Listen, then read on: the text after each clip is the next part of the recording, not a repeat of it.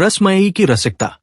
क्षेत्रमोहन बाबू का 18 वर्ष लंबा दाम्पत्य जीवन अपनी पत्नी के साथ युद्ध विग्रह और संधि करते करते ही बीता है। सच मानिए, ऐसी रणचंडी और रणरंगीनी स्त्री पूरे बंगाल में शायद ही कहीं देखने को मिले। क्षेत्रमोहन की आयु इस समय 40 वर्ष है और उनकी पत्नी रसमयी की उम्र 30 साल। रसमयी, आहा, जिसने भी ये नाम रखा था, उसकी प्रतिभा की बलिहारी है। वैसे रस तो साहित्य में अनेक है, पर इस देवी के संदर्भ में केवल एक ही रस घटता है और वह है रौद्र रस। क्षेत्रमोहन बाबू एक रांगलानविस मुख्तार है। हुगली में रहकर वकालत के पेशे से अच्छी खासी 2 पैसे की कमाई कर लेते हैं। उनका मूल घर हुगली में नहीं, बल्कि इसी जिले के किसी सुदूर ग्रामीण अंचल में है। परंतु पिछले कुछ वर्षों से वे हुगली में अपना स्वयं का घर बनवाकर वहीं निवास कर रहे हैं। बड़े दुख का विषय है कि अब तक क्षेत्रमोहन की कोई संतान नहीं हुई और पत्नी की जो उम्र और मिजाज है, उसे देखते हुए अब आगे इसकी कोई आशा भी शेष नहीं रही। बहुत समय से उनकी मौसी, बुआ और अन्य सगे संबंधी उन पर पुनर्विवाह करने के लिए दबाव डाल रहे हैं। स्वयं क्षेत्रमोहन की आंतरिक अभिलाषा भी यही है, परंतु रसमयी के खौफ और आतंक के कारण वे अब तक इस विषय में कोई साहस नहीं जुटा पाए थे।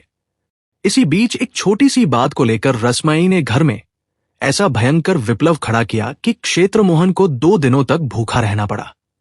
अंततः वो स्वयं रूठकर अपने मायके हालिशहर चली गई। तब कहीं जाकर क्षेत्रमोहन ने अपने भीतर साहस भरा और घर लौटकर प्रतिज्ञा की कि अब वे रसमयी का मुख तक नहीं देखेंगे और कहीं अन्यत्र विवाह करेंगे। उन्होंने ये भी तय कर लिया कि अब उस घर में रसमयी के लिए कोई स्थान नहीं होगा। बस यही उनका अंतिम निर्णय था। हालिशहर गांव हुगली के बिल्कुल दूसरी ओर स्थित है और बीच में मां गंगा की अविरल धारा बहती है। इसी गांव के चौधरी पाड़ा में रसमयी का मायका है। बहुत समय हुआ उसके माता पिता स्वर्ग सिधार चुके हैं। अब उस घर में रसमयी की विधवा बड़ी बहन विनोदिनी और उसके 2 छोटे भाई नवीन और सुबोध रहते हैं। नवीन कांचड़ा पाड़ा के कारखाने में कार्यरत है और सुबोध स्कूल छोड़कर अभी घर पर ही बैठा है। उसे अब तक कोई काम नहीं मिला है। 1 महीने से अधिक का समय बीत चुका था और रसमयी हालिशहर में ही रह रही थी। पूर्व में जब कभी ऐसा प्रसंग आता था तो 2-4 दिन या अधिक से अधिक 1 सप्ताह के भीतर क्षेत्रमोहन बाबू दांतों में तिनका दबाकर पहुंच जाते थे और बहुत अनुन्य विनय करके अपनी भार्या को घर वापस ले आते थे। परंतु इस बार नियम में ये परिवर्तन देखकर रसमयी के माथे पर चिंता की लकीरें उभर आई थी। गांव का एक बालक प्रतिदिन नाव से गंगा पार करके हुगली के ब्रांच स्कूल में पढ़ने जाता था। उस बालक ने गांव में ये खबर फैला दी कि क्षेत्रमोहन बाबू का विवाह तय हो गया है और लगन मुहूर्त की तारीख भी पक्की हो चुकी है। ये बात सुनकर रसमयी की बड़ी बहन विनोदिनी ने एक दिन दोपहर बाद उस बालक को अपने घर बुलाया। उसे प्रेम से संदेश और रसगुल्ले खिलाते हुए उन्होंने पूछा, बेटा, हमने सुना है कि हमारे क्षेत्र बाबू फिर से विवाह कर रहे हैं, क्या ये समाचार सत्य है? बालक ने उत्साह में उत्तर दिया, बिल्कुल सत्य है। हमारी कक्षा में सुरेश नाम का एक लड़का पढ़ता है। चिनसुराह में उसका ननिहाल है। उसी की मामा की बेटी के साथ क्षेत्र बाबू का विवाह तय हुआ है। विनोदिनी ने शंका जाहिर की, क्या तुम्हें पक्का पता है? बालक बोला, पता क्यों नहीं होगा, सुरेश ने ही तो मुझे बताया है। यहां तक कि शादी का दिन भी पक्का हो गया है। उनके मामा का नाम क्या है? नाम है हरिश्चंद्र चटर्जी। वे जज की अदालत में काम करते हैं। क्या तुम उनका घर पहचानते हो बेटा? हाँ, पहचानता हूं। सुरेश के साथ मैं कितनी बार वहां गया हूं। लड़की की उम्र कितनी होगी? यही हम लोगों की उम्र के बराबर ही होगी। बालक की आयु लगभग 13 वर्ष थी। देखने में कैसी है? जी, वो तो बहुत सुंदर है। विनोदिनी कुछ देर तक गहरे सोच में डूबी रही। अंत में उन्होंने कहा, अच्छा बेटा, क्या कल तुम हम दोनों बहनों को उस घर ले जा सकते हो? बालक ने पूछा, पर क्यों? विनोदिनी ने धीमी आवाज में कहा, उन्हें एक बार हम दोनों विनती करके देखेंगे। समझाएंगे कि यदि ये विवाह हुआ तो मेरी बहन का भी सुख छिन जाएगा और उनकी बेटी भी जीते जी नर्क में गिर जाएगी। कल हमें एक बार वहां ले चलो। किस समय चले? यही दोपहर का भोजन करने के बाद। बालक झिझका, पर तब तो मेरा स्कूल छूट जाएगा। विनोदिनी ने उसे बहलाते हुए कहा, एक दिन के लिए मास्टर साहब से छुट्टी ले लेना, मैं बदले में तुम्हें 1 रुपया दूंगी। तुम खूब सारी पतंग और चरखियां खरीद लेना। अगले दिन सुबह 11 बजे उन दोनों बहनों को साथ लेकर बालक चिंसुराह की ओर प्रस्थान कर गया। गंगा पार करके उन्होंने एक घोड़ा गाड़ी किराए पर ली और माधवी तल्ला स्थित हरीश बाबू के घर जा पहुंचे। घर के पिछले दरवाजे के सामने गाड़ी रुकी। रसमई ने पूछा, यही घर है? हाँ, यही है। अच्छा, तुम गाड़ी के भीतर ही बैठे रहो, हम जरा उनसे मिल लें, कहकर दोनों बहनें गाड़ी से उतरकर घर के भीतर प्रविष्ट हुई। उस घर की स्त्रियां उस समय कोई स्नान कर रही थी, कोई भोजन करने बैठी थी, तो कोई भोजनोपरांत आंगन में बैठी अपने बाल सुखा रही थी। अचानक दो कुलीन और अपरिचित महिलाओं को घर में प्रवेश करते देख एक महिला ने विस्मय से पूछा, आप लोग कौन हैं जी? विनोदिनी ने सहजता से कहा, हम हाले शहर से आप लोगों से मिलने आए हैं। उस महिला ने कुछ संदिग्ध स्वर में कहा, आइए बैठिए। दोनों बहनें बरामदे में बैठ गई और पूछा, घर की मालकिन कौन है? वहां उपस्थित सभी लोगों ने एक प्रौढ़ महिला की ओर संकेत करते हुए कहा, यही मालकिन है। गृहिणी ने पूछा, आप लोग किस प्रयोजन से यहां आई है बेटा? विनोदिनी ने सीधे मुख्य विषय पर आते हुए कहा, सुना है आप लोगों की बेटी का विवाह तय हुआ है। गृहिणी बोली, हां, मेरी छोटी बेटी का विवाह पक्का हुआ है। कब है? इसी आने वाली 20 माघ को मुहूर्त निकला है। वर कौन है? क्षेत्र मोहन चक्रवर्ती, हुगली में मुख्तारी करते हैं। विनोदिनी ने गहरी सांस छोड़ते हुए कहा, तो आप अपनी बेटी की सौतन के सिर पर शादी कर रही है माई? गृहिणी का विस्मय हर एक शब्द के साथ बढ़ता जा रहा था। उन्होंने पूछा, क्या आप उन्हें पहचानती हैं? विनोदिनी ने तंज कसते हुए कहा, पहचानती क्यों नहीं, बहुत अच्छे से जानती हूं। हमारे गांव की ही तो बेटी से उन्होंने पहली शादी की है। गृहिणी ने सफाई देते हुए कहा, हाँ, सौतन तो है, परंतु उन्होंने उस पत्नी का परित्याग कर दिया है। रसमयी अब तक शांत बैठी सब सुन रही थी, परंतु उसके भीतर का क्रोध ज्वालामुखी की तरह उबल रहा था। गृहिणी की ये बात सुनकर उसके हाथ पांव थरथर कांपने लगे और आंखें अंगारे की तरह लाल हो गई। विनोदिनी ने पूछा, परंतु क्यों परित्याग किया है? कुछ सुना है आपने? गृहिणी ने तपाक से उत्तर दिया, सुना है कि वो औरत बड़ी ही करकशा और चंडी है। ये सुनते ही रसमयी मानो बिजली की फुर्ती से उछल पड़ी। बरामदे के कोने में झाड़ू की एक लकड़ी या पतली छड़ी रखी थी। क्षण भर में उसे दोनों हाथों से पकड़कर वो गृहिणी पर सपासप दे मारने लगी। साथ ही दहाड़ते हुए कहने लगी, क्यों क्यों? और क्या तुम्हें मरने की कोई और जगह नहीं मिली? मेरे स्वामी के अतिरिक्त क्या तुम्हारी बेटी के लिए कोई अन्य वर नहीं बचा? इस अकल्पनीय और अप्रत्याशित घटना से घर के लोग कुछ पल के लिए जड़वत हो गए। उसके बाद घर में हाहाकार मच गया। छोटी लड़कियां रोती हुई इधर उधर भागी, कोई पलंग के नीचे दुबक गई तो कोई संदूक की ओट में छिप गई। घर की दासी आंगन में बर्तन मांज रही थी, वो बर्तन वहीं फेंक कर, अरे खून हो गया रे, खून कर दिया, सिपाही को बुलाओ, पहरेदार को बुलाओ, चिल्लाती हुई सरपट भागकर सड़क पर पहुंच गई। घर की अन्य महिलाओं ने दौड़कर रसमयी को पकड़ लिया। रसमयी ने अब गृहिणी को छोड़कर उन पर ही थप्पड़, घूंसे और थूक की वर्षा शुरू कर दी। उसने किसी के वस्त्र फाड़ दिए, किसी के बाल नोच लिए, किसी को नोच लिया तो किसी को दांतों से काट लिया। हाफते हाफते वह चिल्ला रही थी, वो दुल्हन कहां मर गई? उसे एक बार बाहर तो निकालो। उसकी दोनों आंखें निकाल कर जाऊंगी, उसकी नाक काट दूंगी, उसके सारे दांत तोड़कर जाऊंगी। विनोदिनी अब तक स्तब्ध खड़ी थी। बाहर मुख्य द्वार पर लोगों की भीड़ जमा होने लगी और शोर बढ़ गया। तब उसने कहा, रसमयी, बस कर बहन, क्षमस्व, बहुत हो गया, चल अब घर चल। उतने में दासी दौड़कर अंदर आई और चिल्लाई, इन्हें जाने मत देना, मैं थाने में खबर दे आई हूं, दारोगा आ रहा है। पुलिस का नाम सुनते ही रसमयी ने कहा, चल दीदी चल, कहां जाओगी? दारोगा को आने दो तब जाना, कहकर 2-3 स्त्रियां रसमयी को पकड़ने आगे बढ़ी। रसमयी ने एक छलांग लगाई और आंगन के कोने से मछली काटने वाली हंसिया बंटी उठा ली। उसे सिर के ऊपर वेग से घुमाते हुए वो गरज उठी, खून सवार है, मुझ पर खून सवार है, सबको मारकर फांसी पर चढ़ जाऊंगी। ये दृश्य देखकर सभी स्त्रियां बाप रे चिल्लाती हुई कमरों में घुस गई और भीतर से द्वार बंद कर लिए। पहरेदार, ओ पहरेदार, मुजरिम भाग रहा है, चिल्लाती हुई दासी पुनः सड़क की ओर भागी। रसमई तब अपनी बहन के साथ पिछले दरवाजे से बाहर निकलकर गाड़ी में जा बैठी और बोली, जल्दी घाट की तरफ चलो। कहने की आवश्यकता नहीं कि हरिश्चंद्र बाबू ने क्षेत्र मोहन को कन्यादान नहीं किया। उनकी गृहिणी ने साफ कह दिया, वो एक खूनी औरत है, यदि ये विवाह हुआ तो वो मेरी बेटी की जान ले लेगी। आप कहीं और तलाश कीजिए। अगले दिन कचहरी में हरीश बाबू के मुख से क्षेत्र मोहन ने सारी आपबीती सुनी। क्रोध के मारे उनका सारा शरीर जलने लगा। कचहरी से घर लौटकर हाथ मुंह धोकर अंतःपुर में बैठकर क्षेत्र बाबू तंबाकू पी रहे थे। तभी अचानक किसी बवंडर की तरह रसमाई ने घर में प्रवेश किया। कुछ क्षणों तक वह निशब्द खड़ी होकर क्षेत्र मोहन को घूरती रही, वैसी ही दृष्टि जिससे प्राचीन काल में मुनि ऋषि लोगों को भस्म कर दिया करते थे। क्षेत्र बाबू ने पूछा, अब क्या सोच कर आई हो?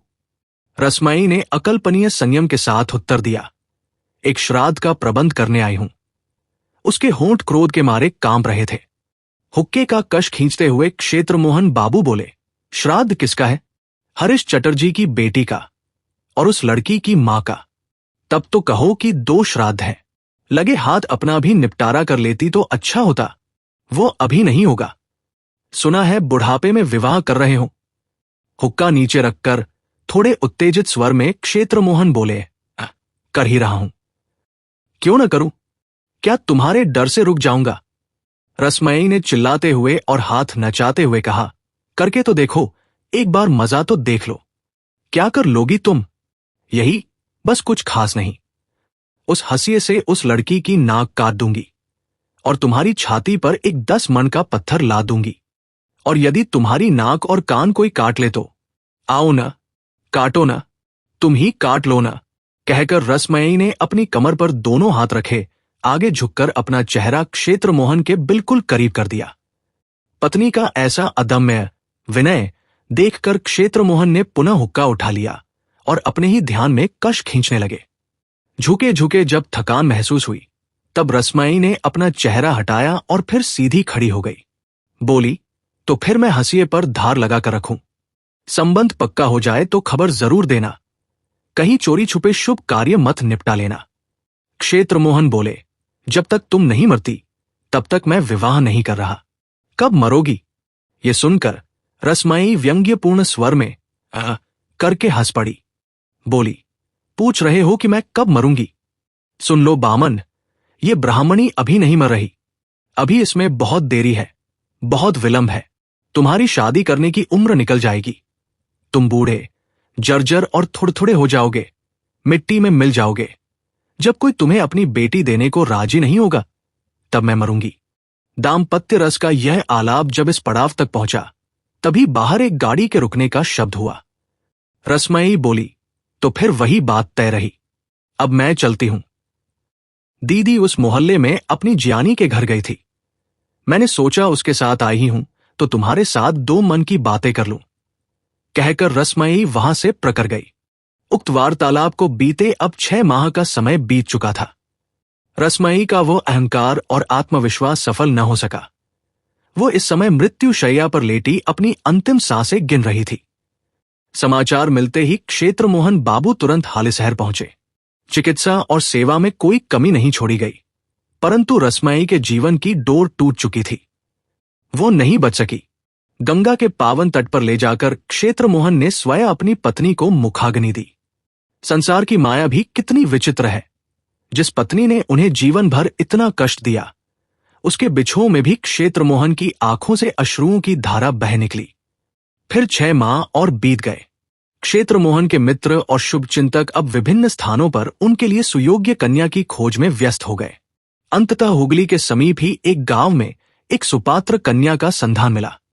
लड़की सयानी थी और देखने में भी अत्यंत रूपवती। कन्या के पिता एक बड़े जमींदार के नायब थे, जिससे क्षेत्र मोहन बाबू को आशा थी कि इस संबंध से उस क्षेत्र के बड़े मुकदमे भी उन्हीं के हाथ आएंगे। कन्या के पिता रजनीकांत घोषाल अंग्रेजी पढ़े लिखे और आधुनिक विचारों के व्यक्ति थे। विवाह की बातचीत पक्की हो गई। वर के चाचा जी गांव से आए हुए थे। कल ही आशीर्वाद, सगाई की रस्म का शुभ दिन था। प्रातःकाल अपने दफ्तर में बैठकर मुख्तार बाबू कुछ मुवक्किलों से चर्चा कर रहे थे। चाचा जी कमरे के एक कोने में बैठे बमवासी पत्रिका पढ़ते हुए तंबाकू का आनंद ले रहे थे। तभी डाक हरकारा आया और क्षेत्र मोहन बाबू के हाथ में एक पत्र थमा गया। लिफाफे पर लिखे हस्तलेख को देखते ही क्षेत्र मोहन का सिर चकरा गया। उन्होंने 2-4 बार अपनी आंखें मलकर बार बार लिफाफे के उस नामते को परखा। पत्र को कभी पास लाकर तो कभी दूर हटाकर नाना प्रकार से देखा। अंततः कांपते हाथों से पत्र को खोला। पत्र पढ़ते ही उनका चेहरा सफेद पड़ गया। उन्होंने मुवक्किलों से कहा, अच्छा, अब आप लोग जाइए। आज मैं जरा जल्दी कचहरी निकलूंगा, शेष बातचीत वहीं होगी। मुवक्किलों के जाते ही चाचा जी ने पूछा, किसका पत्र आया है क्षेत्र? क्षेत्र मोहन ने कातर स्वर में उत्तर दिया, जी, पत्र ही तो है, पर है कहां से?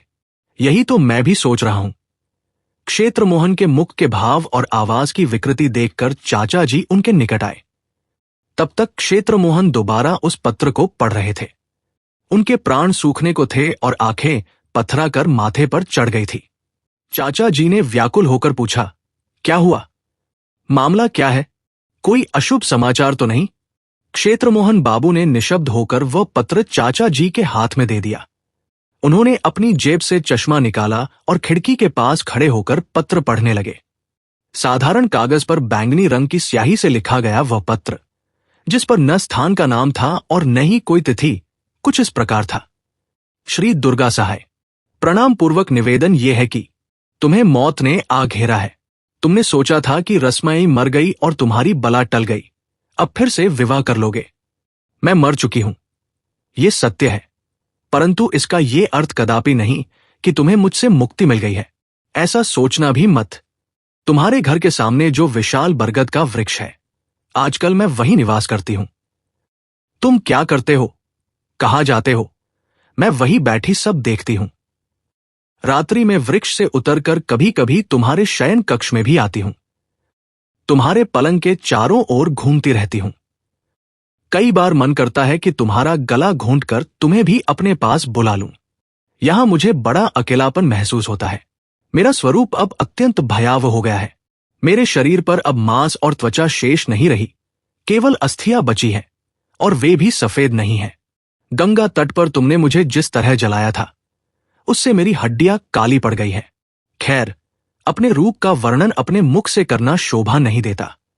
विवाह मत करना, यदि किया तो तुम्हारे ललाट पर असीम दुर्गति लिखी है। रसमई। पत्र पढ़कर चाचा जी का चेहरा भी स्याह पड़ गया। उन्होंने भयभीत स्वर में पूछा, क्या तुम ये लिखावट पहचानते हो? बहुत अच्छे से। ये उसी के हाथ की लिखावट है।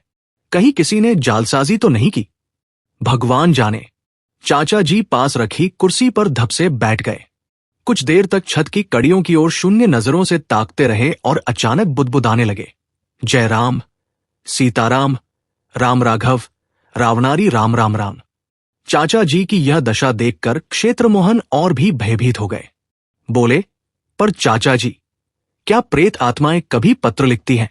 चाचा जी तुरंत टोकते हुए बोले, भूत प्रेत नहीं कहना चाहिए, उन्हें उपदेवता कहो। जय राघव रामचंद्र।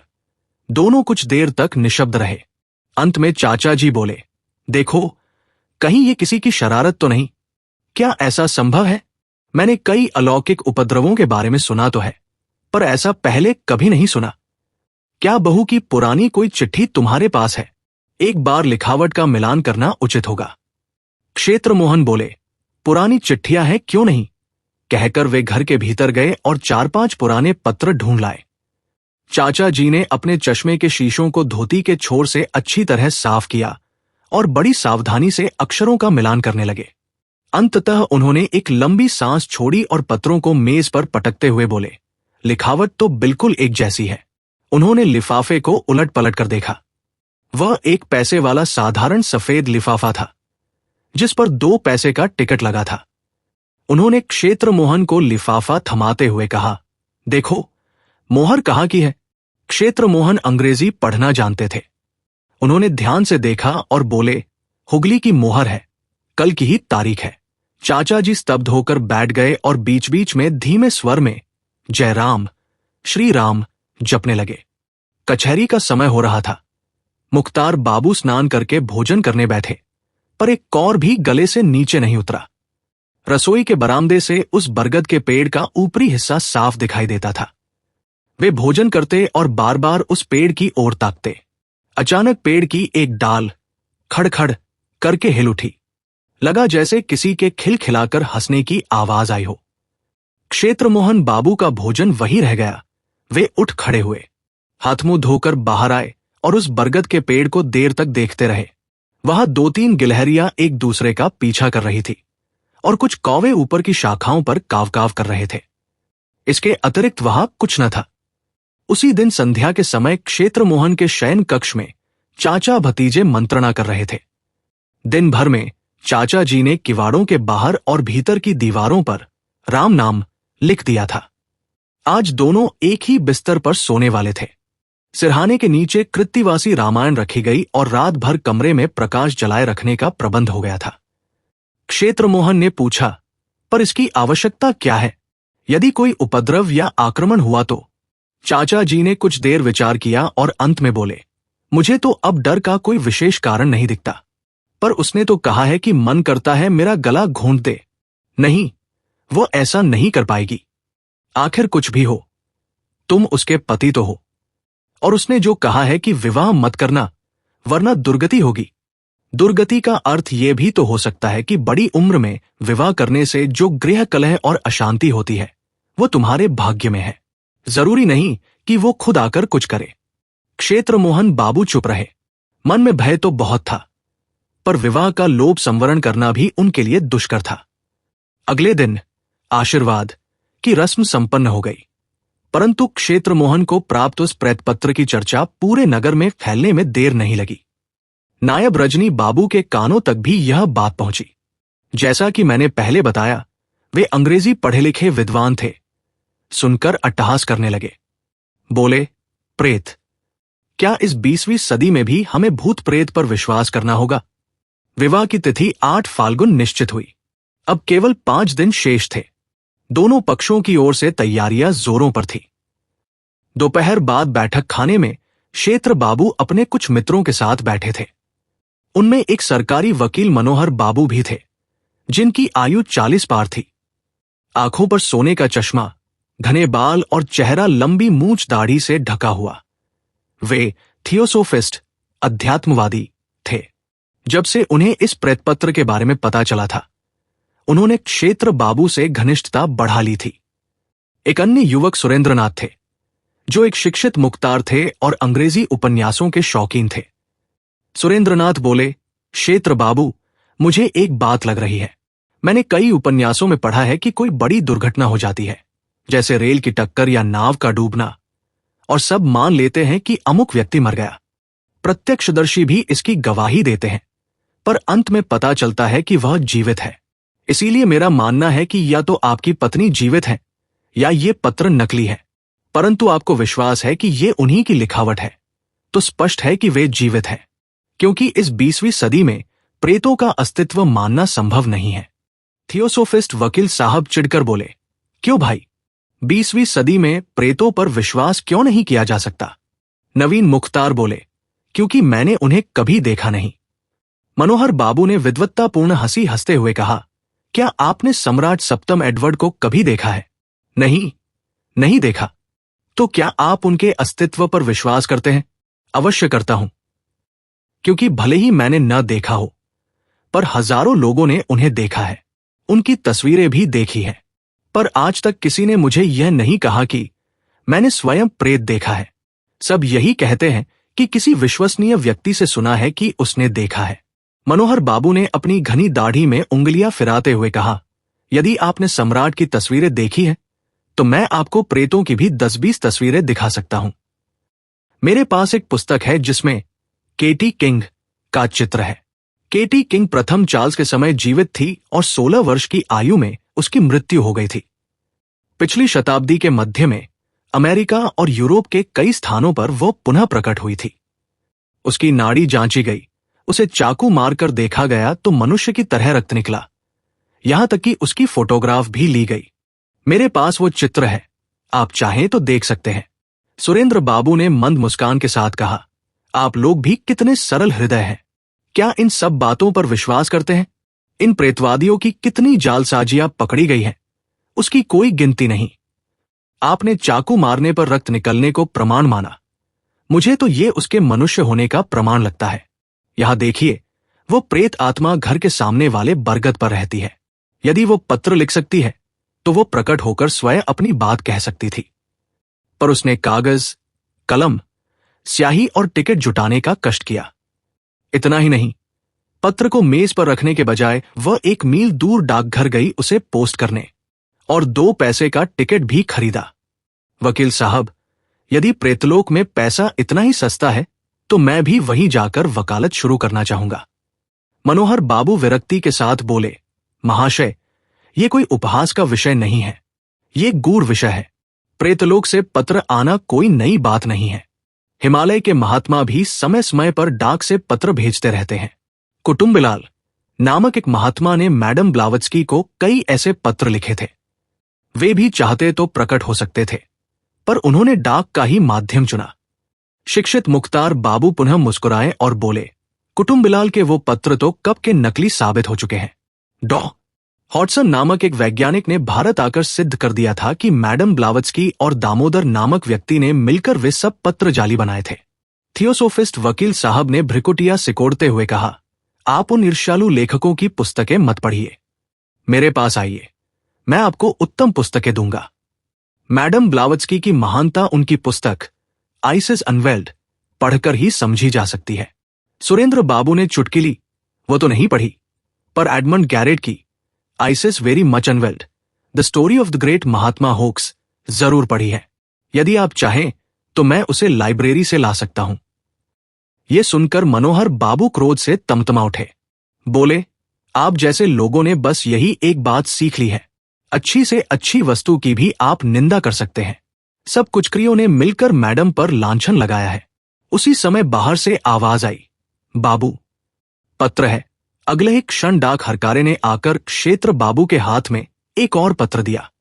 पत्र देखते ही क्षेत्र मोहन की आंखें स्थिर हो गई। वे बुदबुदाए, वकील साहब। फिर वही। उन्होंने पत्र खोला और पढ़कर सबके सामने मेज पर पटक दिया। थियोसोफिस्ट वकील साहब ने बड़ी उत्सुकता से उसे उठाया और पढ़ा, फिर नवीन मुख्तार के हाथ में दे दिया। पत्र कुछ इस प्रकार था, प्रणाम पूर्वक निवेदन यह है कि श्री श्री दुर्गा सहाय, तुम्हारी इतनी धृष्टता, आशीर्वाद, सगाई की रस्म भी संपन्न हो गई। तुमने सोचा था कि मैंने जो पत्र लिखा था वो केवल एक खोखली धमकी थी। रसमयी वैसी कच्ची खिलाड़ी नहीं है। मेरे मना करने के बावजूद तुम विवाह कर रहे हो। अब भी सावधान हो जाओ और इस कुबुद्धि का परित्याग करो, अन्यथा किसी गहरी काली रात में जब तुम सो रहे होगे, मैं बरगद के पेड़ से उतरकर तुम्हारी छाती पर 10 मन का पत्थर रख दूंगी। फिर तुम्हारी नींद कभी नहीं खुलेगी। रसमयी सब स्तब्ध होकर बैठ गए। शिक्षित मुख्तार बाबू का चेहरा भी अब पीला पड़ गया था। फिर भी उन्होंने संदेह को झटकते हुए कहा, अच्छा क्षेत्र बाबू, क्या आपने लिखावट को फिर से परखा है? क्या आपकी पत्नी की लिखाई में कोई विशेष अंतर नहीं है? क्षेत्र बाबू बोले, कोई संदेह नहीं है। केवल लिखावट ही नहीं, इसमें वही पुरानी वर्तनी की अशुद्धियां हैं जो वो सदैव करती थी। वो श्री को हमेशा गलत तरीके से लिखती थी। इन दोनों पत्रों में भी वही गलती है, और पत्र में ऐसी बातें लिखी हैं जो वह जीवित रहते हुए भी अक्सर कहती थी। वहां सन्नाटा छा गया। कुछ पल बाद सुरेंद्र बाबू ने गला साफ करते हुए पूछा, चाचा जी, आप तो श्मशान घाट पर उपस्थित थे ना, जब चिता प्रज्वलित की गई? क्या आपने स्वयं रसमयी का मुख देखा था? चाचा जी बोले, देखा क्यों नहीं भाई, मैंने ही तो मुखाग्नि दी है। तुम जो सोच रहे हो वैसा कुछ नहीं है, वह जीवित नहीं है। नवीन मुख्तार अब सिर झुकाए गहरी चिंता में डूब गए। वहां उपस्थित एक अन्य व्यक्ति ने शेक्सपियर की पंक्तियां दोहराई, there are more things in heaven and earth, Horatio, then are dreamed of in your philosophy. अर्थात स्वर्ग और पृथ्वी के बीच ऐसी बहुत सी चीजें हैं जिनके बारे में तुम्हारे दर्शन विज्ञान ने कभी स्वप्न में भी नहीं सोचा होगा। एक अन्य व्यक्ति बोला, वही तो, आदिकाल से जो एक विश्वास चला आ रहा है कि प्रेत होते हैं, क्या उसका कोई आधार नहीं होगा? सरकारी वकील साहब विजेता की तरह सुरेंद्र बाबू की ओर देखते हुए बोले, ये केवल अंधविश्वास नहीं है। पिछले 50 वर्षों में यूरोप और अमेरिका में प्रेतों का अस्तित्व वैज्ञानिक रूप से प्रमाणित हो चुका है। महान वैज्ञानिक टिंडल ने भी पहले इसे उपहास में उड़ाया था, पर अब शिक्षित समाज में वो धारणा नहीं रही। प्रसिद्ध संपादक स्टीड ने अपनी पुस्तक में लिखा है, अर्धशिक्षित व्यक्तियों के मन में जितने भी कुसंस्कार हैं, उनमें प्रेत नहीं होते, ये भ्रांति सबसे प्रबल है। संध्या हो चुकी थी और उस दिन की सभा वहीं विसर्जित हुई। घर लौटते समय जब सुरेंद्र बाबू उस बरगद के पेड़ के नीचे से गुजरे तो उनके शरीर में भी एक सिहरन दौड़ गई। चाचा जी कहीं बाहर टहलने गए थे। संध्या की धुंधली बेला में जब वे घर लौटे और उन्हें रसमई के उस दूसरे प्रेतपत्र के विषय में ज्ञात हुआ तो उनके चेहरे पर चिंता की गहरी झुर्रियां उभर आई। उन्होंने हुक्के की नली को एक ओर रखते हुए बड़े ही गंभीर और भारी स्वर में कहा, देखो क्षेत्र, मामला अब धीरे धीरे अत्यंत संगीन और प्राणघातक होता जा रहा है। मेरी मानो तो अभी इस विवाह के आयोजन को पूर्णतः स्थगित कर देना ही श्रेयस्कर होगा। शास्त्र सम्मत और लोक मर्यादा तो यही कहती है कि जब पत्नी की मृत्यु को 1 वर्ष पूर्ण हो जाए तब गया जाकर पितरों की उस पावन भूमि पर एक श्रद्धापूर्ण पिंड दे आओ। तभी उस भटकती आत्मा को पूर्ण शांति मिलेगी और वो मोहमाया के इन बंधनों से मुक्त हो पाएगी। वैसे भी वर्ष पूर्ण होने में अब अधिक विलंब नहीं है, बस 1 मास की ही तो बात है। उसके पश्चात तुम बिना किसी संकोच या भय के अपना शुभ कार्य संपन्न कर सकोगे। क्षेत्रमोहन बाबू ने एक ठंडी और लंबी सांस भरी, मानो उनके सीने पर रखा कोई भारी बोझ क्षण भर के लिए कम हुआ हो। वे बोले, जी चाचा जी, वही ठीक रहेगा। यही सबसे उत्तम और सुरक्षित परामर्श है। तदनुसार कन्या के पिता रजनीकांत घोषाल को बहुत अनुन्य विनय करके और परिस्थिति की गंभीरता समझाकर विवाह की तिथि आगे बढ़ा दी गई। छपे हुए चमकदार निमंत्रण पत्र जो बांटे जा चुके थे उन्हें वापस लिया गया। पूरे नगर और सगे संबंधियों की बैठकों में यह सनसनीखेज चर्चा का विषय बन गया कि क्षेत्रमोहन बाबू अब गया जाकर अपनी मृत पत्नी का श्राद्ध पिंडदान करने के पश्चात ही पुनः विवाह के मंडप में बैठेंगे। इधर क्षेत्रमोहन बाबू के पास जालसाजी का एक बहुत बड़ा और अत्यंत पेचीदा कानूनी मुकदमा आया हुआ था। मुकदमे की सुनवाई अपने चरम पर थी और वह सत्र न्यायालय यानी दायरा कोर्ट तक पहुंच चुका था। जब तक उस मुकदमे का अंतिम फैसला नहीं हो जाता, क्षेत्रमोहन बाबू के लिए गया की यात्रा करना सर्वथा असंभव था।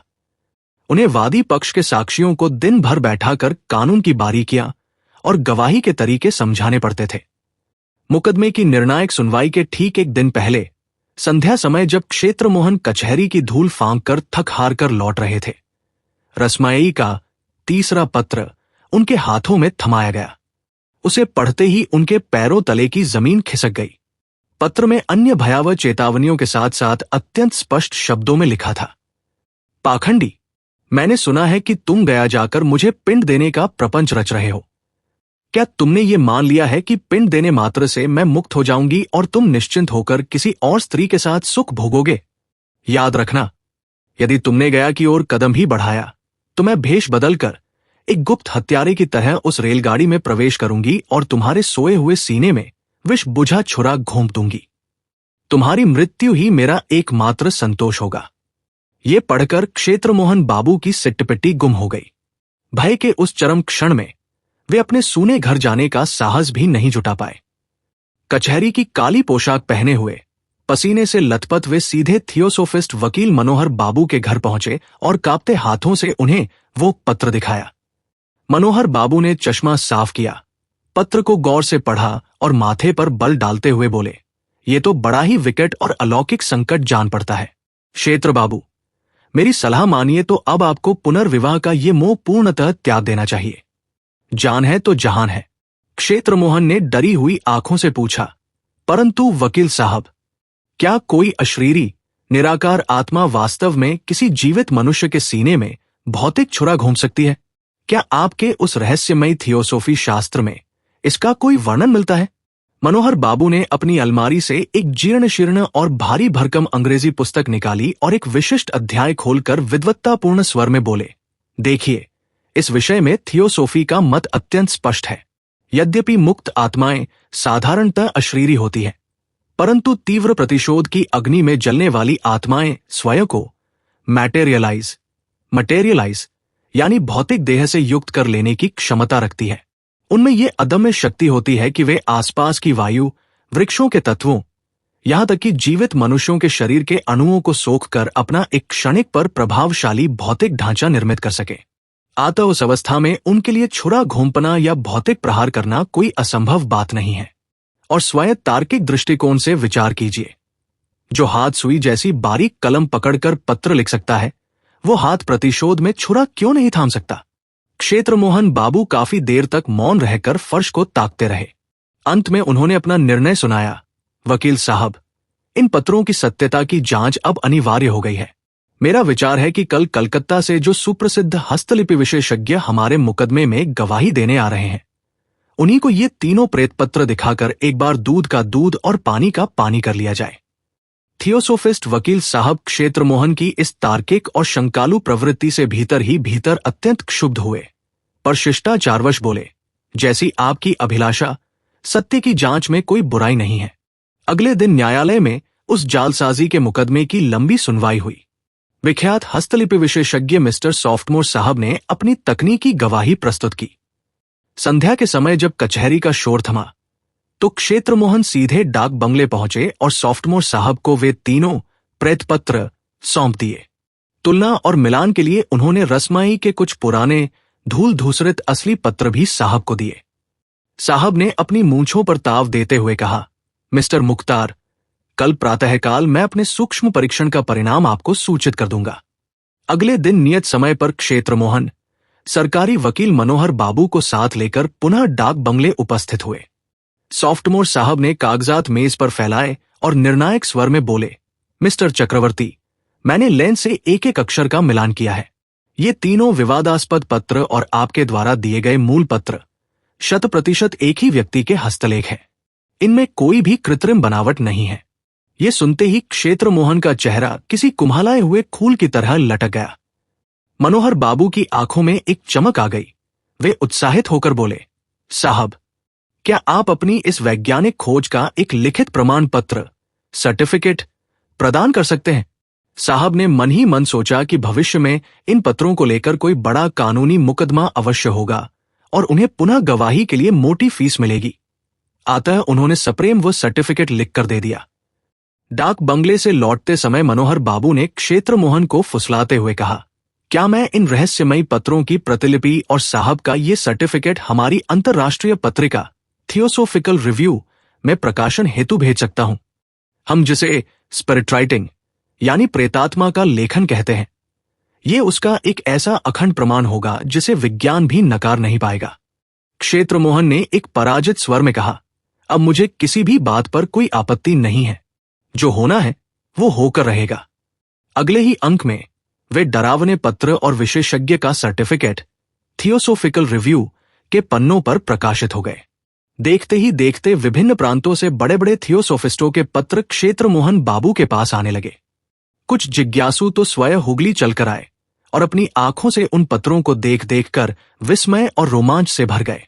थियोसोफिस्टों के समाज में अब क्षेत्रमोहन बाबू का नाम बड़े सम्मान से लिया जाने लगा, परंतु इस सम्मान से उनके आहत मन को रत्ती भर भी शांति नहीं मिली। यदि वे पत्र जाली प्रमाणित होते तो वे निडर होकर विवाह कर पाते।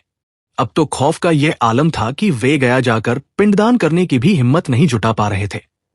उन्हें रह रहकर यह अनुभव होने लगा कि नियति ने उनके जीवन से दाम्पत्य सुख का अध्याय सदैव के लिए समाप्त कर दिया है। समय का चक्र घुमा और चैत्र का मास आ गया। बसंत की मादक और शीतल बयार बहने लगी थी, पर क्षेत्रमोहन का मन झुलसा हुआ था। होली के उपलक्ष्य में कचहरी बंद थी।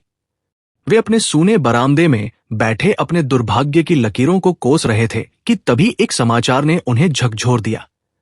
हाले शहर स्थित उनके ससुराल से खबर आई कि वहां एक भीषण दुर्घटना घट गई है। होली के हुड़दंग में आतिशबाजी छोड़ते समय एक शक्तिशाली बम असमय फट गया, जिससे उनके छोटे साले सुबोध को घातक चोटें आई हैं। उसे तुरंत हुगली के अस्पताल में लाया गया है। यह सुनकर क्षेत्रमोहन की मानवता जाग उठी। वे तुरंत एक तांगा करके अस्पताल की ओर भागे। वहां का दृश्य अत्यंत हृदय विदारक था। सुबोध मरणासन अवस्था में था और बिस्तर के नीचे ठंडी जमीन पर बैठी विधवा विनोदिनी बिल्ख बिल्ख कर रो रही थी। क्षेत्र मोहन को देखते ही उनका करुण विलाप और भी तीव्र हो गया। दिन भर डॉक्टरों की भागदौड़ और क्षेत्र मोहन की सेवा चलती रही। संध्या के समय जब सूरज ढल रहा था, तब मुख्य चिकित्सक ने सांत्वना दी कि अब प्राणों का तत्काल संकट टल गया है। क्षेत्र मोहन ने अपनी सालिया विनोदिनी के कंधे पर हाथ रखा और धीमे स्वर में कहा, दीदी, रात घिरने वाली है, अब चलिए घर की ओर प्रस्थान करते हैं। विनोदिनी ने अपनी सूजी हुई आंखों से उनकी ओर देखा और हट किया। नहीं क्षेत्र, मैं सुबोध को इस मृत्यु कुंज में अकेला छोड़कर एक कदम भी नहीं हिलूंगी। क्षेत्र मोहन ने समझाया, पर दीदी, आप दिन भर से निराहार हैं, न जल ग्रहण किया न अन्न, शरीर कब तक साथ देगा। परंतु विनोदिनी टस से मस न हुई। अंततः अस्पताल के नियमों का हवाला देते हुए डॉक्टरों ने स्पष्ट कर दिया, देवी, आपको घर जाना ही होगा। यहां रात्रि में रुकने का प्रावधान नहीं है। हम इसकी समुचित देखभाल करेंगे। आप कल प्रातः पुनः आ जाइएगा। काफी मानव नौवल के बाद विनोदिनी तैयार हुई। उन्होंने क्षीण स्वर में कहा, तो फिर तुम ही मुझे हाले शहर पहुंचा दो। आज की रात वही गुजारना और कल सुबह पुनः मुझे यहां ले आना। क्षेत्र मोहन ने विवशता स्वीकार की। उस काली रात में वे हाले शहर के उसी पुराने घर में रुके। अगले दिन ब्रह्म मुहूर्त में उठकर क्षेत्र मोहन ने अपने लिए एक चिलम तैयार की और तंबाकू के कश खींचते हुए अतीत के विचारों में खो गए। तभी अचानक घर के बाहर घोड़ों की टापों और भारी पदचाप का शोर सुनाई दिया। वे चौंक कर बाहर निकले तो दंग रह गए। लाल पगड़ी वाले पुलिस के सिपाहियों ने चारों ओर से घर को घेर लिया था। स्वयं पुलिस सुपरिटेंडेंट साहब अश्वारूढ़ होकर द्वार पर खड़े थे। साहब क्षेत्र मोहन को पूर्व से जानते थे। क्षेत्र मोहन ने झुककर गरिमापूर्ण सलाम किया। साहब ने अपनी आंखों पर धूप का चश्मा चढ़ाया और अपनी अंग्रेजी शैली में पूछा, हेलो मुख्तियार, तुम इस संदिग्ध स्थान पर क्या कर रहे हो? क्षेत्र मोहन ने विनीत भाव से कहा, हुजूर, ये मेरा ससुराल है। ओह, तो ये तुम्हारा ससुराल है? वेल, हमें गुप्तचरों से सूचना मिली है कि यहां विस्फोटक और बम बनाए जाते हैं। मेरे पास इस घर की सघन तलाशी का वारंट है। कहकर साहब ने वह सरकारी दस्तावेज क्षेत्र मोहन के हाथ में थमा दिया। क्षेत्र मोहन ने उसे सरसरी निगाह से देखा और वापस करते हुए कहा, हुजूर सरकार है, जो धर्म सम्मत समझे वो करें। साहब ने कड़क कर आदेश दिया, स्त्रियों को एक सुरक्षित कक्ष में भेज दो। घर की तलाशी का वो विभत्स और तनावपूर्ण सिलसिला शुरू हुआ। पुलिस के जवानों ने कोना कोना छान मारा।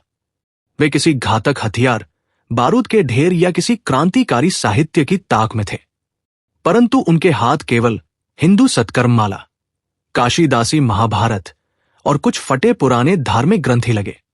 न कोई बम मिला, न ही किसी क्रांतिकारी नायक की तस्वीर मिली, तो बस कुछ पुरानी रसीदें और धूल की मोटी परत चढ़ी एक पुरानी फाइलों का ढेर। अंततः विनोदिनी के पुराने संदूक से कागजों का एक बड़ा बंडल और कुछ पते लिखे हुए कोरे सफेद लिफाफे बरामद हुए। उन समस्त वस्तुओं को आंगन की खुली धूप में ढेर कर दिया गया। एक दरोगा बड़ी तत्परता से उनकी सूची तैयार करने लगा। क्षेत्र मोहन भी वहीं एक और मूक दर्शक बनकर बैठे थे। अचानक उनकी नजर उन कोरे लिफाफों पर पड़ी। उनमें से प्रत्येक पर उनका अपना ही नाम और पता साफ साफ अंकित था, और वो लिखावट, वह तो रसमयी के उन प्रेतपत्रों की ही कार्बन कॉपी थी। क्षेत्र मोहन के हृदय की धड़कन तेज हो गई। उन्होंने साहब से अनुमति लेकर उन लिफाफों और बंडल की जांच की। वहां लगभग 20 से 25 पत्र थे और सभी उसी विशिष्ट बैंगनी स्याही से रसमयी की ही चिरपरिचित हस्तलिपि में लिखे गए थे। क्षेत्र मोहन ने कांपती उंगलियों से कुछ पत्र खोलकर पढ़े। वे चकित रह गए। वे पत्र भविष्य की विभिन्न संभावित परिस्थितियों का अनुमान लगाकर पहले से ही रचे गए थे। किसी में बरगद के पेड़ के काल्पनिक निवास का चित्रण था, तो किसी में गया के पिंडदान के पश्चात भी पीछा करने की खौफनाक धमकी। एक पत्र में तो यहां तक लिखा था, कल तुम्हारा विवाह है, मेरा शाप तुम्हारे साथ है।